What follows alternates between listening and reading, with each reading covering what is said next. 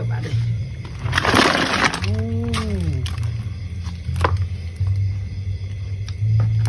ปลา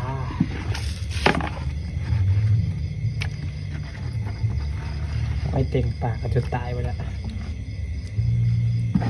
อันนี้ไม่ปลาอย่างพวกปลาดุกนี่ครับ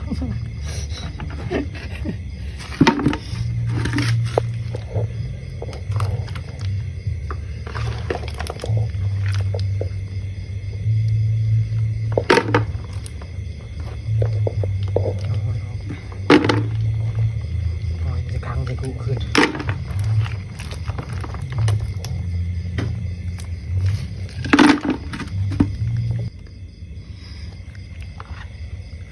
นี่ไหลหน่อยนึงไหลครบสุดเด้อปลาดุกปลาขาวปลาบูก็มีตัวเด็ดตัวใหญ่กว่าหมูปลาบู